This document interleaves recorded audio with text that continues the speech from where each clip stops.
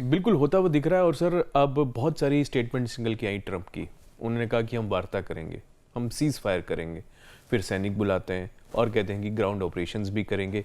कई जो उनके साथी उन्होंने मना किया कि हम इस ग्राउंड ऑपरेशन में साथ नहीं देंगे। बट ईरान ने ये बोला कि आप आके तो दिखाएं।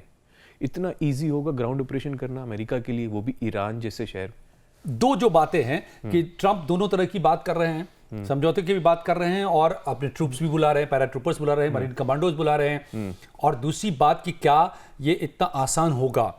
देखिए ईरान में ग्राउंड अटैक, तो पहली बात का जवाब ये है कि वॉर स्ट्रेटजी, कई लोग मानेंगे कि ये वॉर स्ट्रेटजी है ट्रंप की, कि वो एक तरफ जो है फौज भी तैनात रख रहे हैं। पहले भी उन्होंने ऐसे किया था सर, आपके वीडियोस में हमने देखा था, जो आपने रिसर्च किया, कि पहले उन्होंने कहा कि हम टेबल पे वार्ता करते हैं, फिर देखिए वॉर कर दिया। तो कहीं अभी भी वो सस्पेंस बना के चल रहे हैं कि मैं तो यार सीज फायर हूं बट हम करेंगे ग्राउंड ऑपरेशन। मेरी समझ ये नहीं कहती है। मेरी समझ कहती है कि अब पासा पलट चुका है।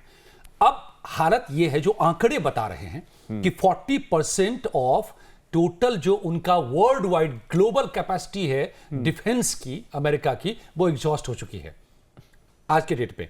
अब अमेरिका के कितने बेसेस हैं दुनिया में आपको पता है। उसको पैसिफिक को भी प्रोटेक्ट करना है, उसको साउथ कोरिया को भी प्रोटेक्ट करना है नॉर्थ कोरिया से, उसको चाइना से प्रोटेक्ट करना है ताइवान को, और तब अपने नेशन को प्रोटेक्ट करना है, खाड़ी के देशों को प्रोटेक्ट करना है। तो हालत ये हो गई है कि इजराइल भी कह रहा है कि हमारे अब डिफेंस सिस्टम नहीं। ये इतना ही नहीं, इजराइल ने तो यहां तक शुरू कर दिया है कि अब सारे मिसाइल्स को इंटरसेप्ट नहीं कर रहा, ईरान के सारे ड्रोन को इंटरसेप्ट नहीं कर रहा है, सिर्फ उनको इंटरसेप्ट कर रहा है जो रिहायशी इलाकों में गिर रहे हैं। उनके बेसिस पर जो गिर रहे हैं उनको छोड़ दे रहा है, क्योंकि नहीं है इंटरसेप्टर्स बचे हुए। अब लोगों को बचाएं कि हथियार को बचाएं, ये इजराइल की नौबत है। तो ये कहना कि ईरान अमेरिका की ये स्ट्रैटेजी है कि हम फौज भी उतार रहे हैं और समझौते की भी बात कर रहे हैं, नहीं, मजबूरी है। अब ये स्ट्रैटेजी नहीं रह गई है, खेल ऐसे पलट गया है। अब उनकी जो बैटरी है वो बिल्कुल वीक हो चुकी है, अब काम नहीं कर रहे, डिफेंस सिस्टम हाँप चुके हैं, अब वो बचाव नहीं कर पा रहे।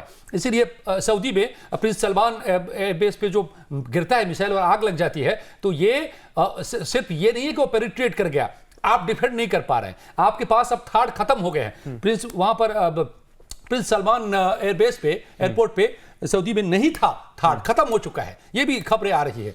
तो कुल मिलाकर के ये स्थिति हो चुकी है करण कि ये ईरान ने अपनी स्ट्रेटजी से, ईरान ने अब तक 88 अटैक किए हैं, काउंटेड है उसका, जो ट्रू प्रॉमिस के तहत जो कर रहा है वो 88 बता के कर रहा है सर वो। यस, और अब ठोक के कर रहा है कि 88वीं लहर है आज।